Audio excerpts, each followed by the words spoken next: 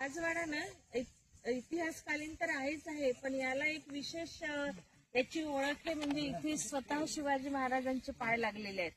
आज आपण इथे भेट दिली खरी. त्रिशाला ऐका हा राजवाडा खूपच सुंदर आहे आणि तुम्हाला फिलिंग होतंय का की आपण कुठेतरी शिवाजी महाराजांच्या कादंबऱ्या वाचल्यात, पण आज अंशतः होईना पण आपण त्या काळात आलो असं वाटतं.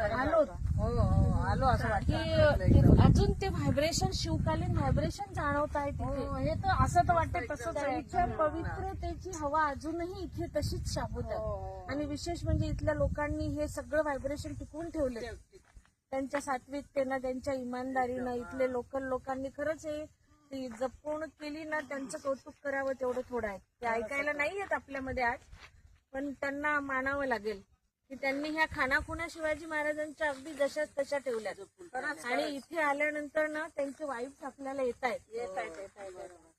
असं वाटतं डोंगर दऱ्यातून नाद घुमू दे, शिवकालीन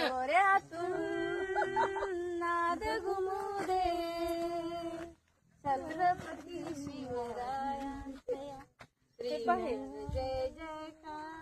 हे सह्याद्रीच्याच रांगा असतील कदाचित. त्या सह्याद्रीच्या रांगाच वाटतात. शिवाजी जव्हार राजवाडा.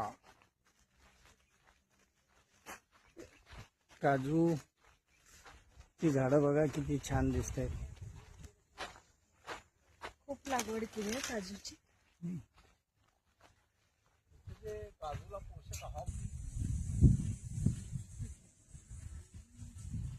जव्हार राजवाडा.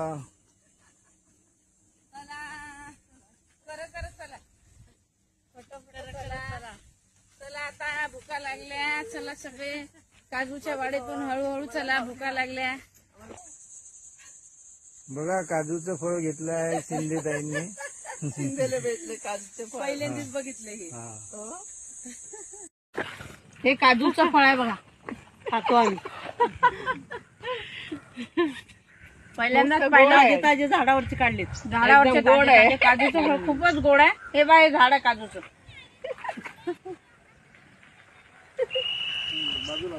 चला चला ते पीठ टाका, तो ओरडतो.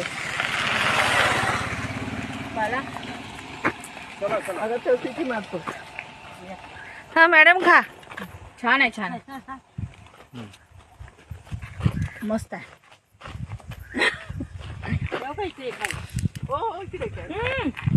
हे बघा झाडाखाली. थांबा थांबा, याचा फोटो काढून. विमलताई थांबा. कुठलेले हा आता घ्या, उचला. हे बघा, दाखवा. कुठले रे, लय नरम पडलं.